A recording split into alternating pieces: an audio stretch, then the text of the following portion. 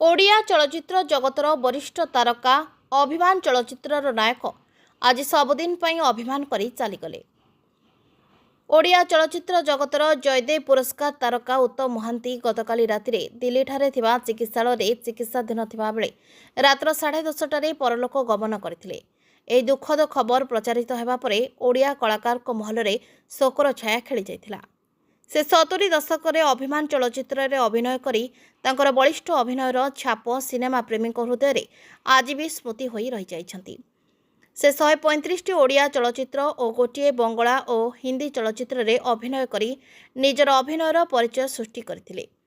ଉତ୍ତମ ମହାନ୍ତିଙ୍କ ସହ ଅଭିନୟ କରିଥିବା ପୁରୀର ନାଟ୍ୟକାର ନିର୍ଦ୍ଦେଶକ ଓ ଅଭିନେତା ଦିଲ୍ଲୀପ ଦାସ ଓ ପ୍ରସନ୍ନ ମିଶ୍ରଙ୍କ ସହ ସାକ୍ଷାତକାରରେ ଉତ୍ତମ ମହାନ୍ତିଙ୍କ ଦେହାନ୍ତରେ ଦୁଃଖ ପ୍ରକାଶ କରି ଅତୀତର ସ୍ମୃତିକୁ ମନେ ପକାଇ କୁହନ୍ତି,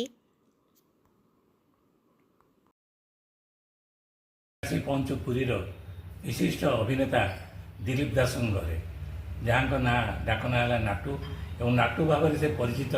ଅନ୍ନପୂର୍ଣ୍ଣା ରଙ୍ଗମଞ୍ଚ ଠାରୁ ଆରମ୍ଭ କରି ଏସ୍ଏସ୍ କଲେଜର ରଙ୍ଗମଞ୍ଚ ପର୍ଯ୍ୟନ୍ତ ଯାହାଙ୍କର ବିସ୍ତାରୀ ଥିଲା। ଆଜି ଆମେ ତାଙ୍କ ଘରେ ପହଞ୍ଚୁ। ବରିଷ୍ଠ ଅଭିନେତା ତଥା ଚଳଚ୍ଚିତ୍ର ଜଗତର ଜଣେ ଉଜ୍ଜଳ ଜ୍ୟୋତିଷ୍କଙ୍କର ଆଜି ସେ ଆମ ଗଣରେ ନାହାନ୍ତି। ତାଙ୍କ ବିଷୟରେ ନାଟୁଙ୍କୁ ପଚାରି ବୁଝିବା ତାଙ୍କର ପ୍ରତିକ୍ରିୟା। ମୁଁ ବିଜୟ ପଟ୍ଟନାୟକ, ଦିନଲିପି। ଉତ୍ତମ ସବୁବେଳେ ଉତ୍ତମ। ମୋର ତାର ପ୍ରଥମ ଚଳଚ୍ଚିତ୍ର ସାଉଥ ନିର୍ଦ୍ଦେଶିତ ଦେଖିଥିଲି। ତାଙ୍କ ସହିତ ମୁଁ ଏକ ଚଳଚ୍ଚିତ୍ରରେ ମଧ୍ୟ ଅଭିନୟ କରିଛି। ଏମିତି ଭାଇ ଜଗତ ନାହିଁ। ତାର ଅତି ଉତ୍ତମ, ଖାଲି ଉତ୍ତମ ନୁହେଁ, ତା ବ୍ୟବହାର, ତା ଚାଲିଚଳନ, ତାଙ୍କ ରଙ୍ଗ ସବୁ ଆମକୁ ବିମୋହିତ କରିଥିଲା। ଓଡ଼ିଶାବାସୀ ତାର ଅଭିନୟକୁ କେବେ ବି ଭୁଲିବେନି। ସେମାନଙ୍କର ମାନସ ପଟରେ ଉତ୍ତମ ମହାନ୍ତିର ଛବି ସବୁବେଳେ ଖେଳୁଥିବ।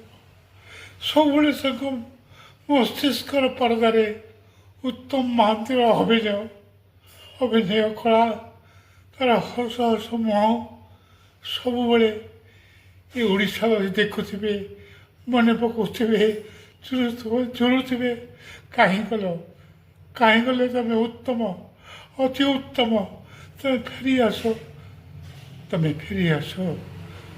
ଫେରି ଆସ ଆମ ପାଖକୁ, ଫେରି ଆସ।